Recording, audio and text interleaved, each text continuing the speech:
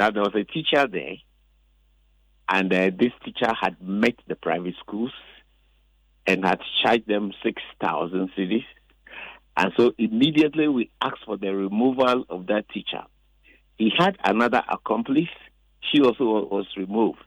This role got removed before the start of the exam. There was another teacher elsewhere who was supposed to be a supervisor. He was also removed. So we have, once we get the information, swiftly we act so that we will protect the integrity of the examination. There was an issue somewhere where you had the town folks coming, trooping in, and some of the security personnel were there to drive them out. That happened to be an open center. Open in the sense there is no wall. So that center has been changed, has been moved this morning. So they are moving to a place that is more secure, so that the town folks will not have access to the examination center. We've had places also where teachers who send the candidates to the exam centers would want to help them. At this point, David, I want to appeal to teachers. Nothing will happen to the candidates who are writing the exam. So when they go, they should stay off the school campus and leave the students to write. We have asked for police reinforcement. So if they get arrested, they shouldn't blame anyone.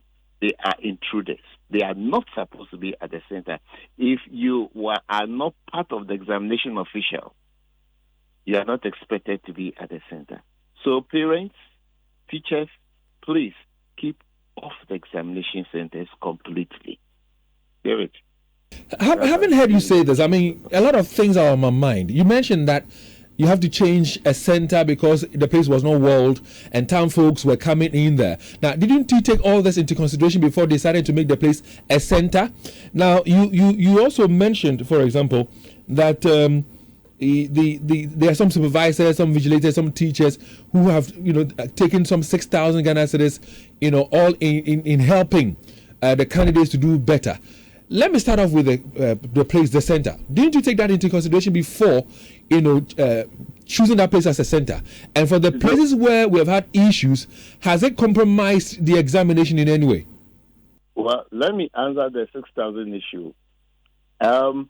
We were told that that's what they were charging. As to whether they collected the money or not, that's what we can't tell. So when we went in and stopped it, certainly if somebody collected money, it will be refunded. In fact, there was a case somewhere in a school where we were informed that the head teacher had met parents.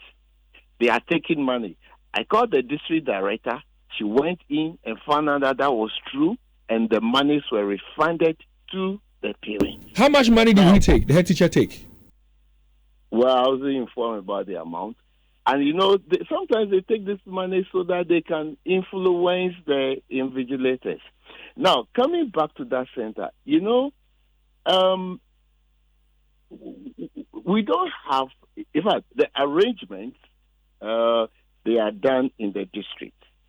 Now, the districts, they go to facilities that are available. Where we change is a public facility. But we have moved them into a private school, which is more secure. So as for arrangements, yes, we have done the best. But when the exam is ongoing and we realize that something can improve, we do it. As for arrangements, yes, we take all into consideration. Does it compromise the exams as been written in some of the centers? What will happen? No. In fact, as I mentioned, there were some town folks who had wanted to go in and help the candidates, but the security personnel got there and drove them away.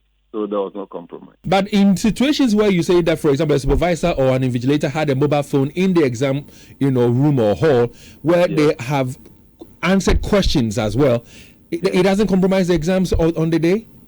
The good thing is that those who were caught. So there was no opportunity for them to use them. If they were not caught, certainly they would have done that. You see, the practice these days is that the moment they open the curtain, because you don't have WAEC officials there, or sometimes the GS officers are supposed to monitor are not there because they can't be there at every time, they take snapshots, forward them out, get the solutions back. So people are trying, yes, to cheat.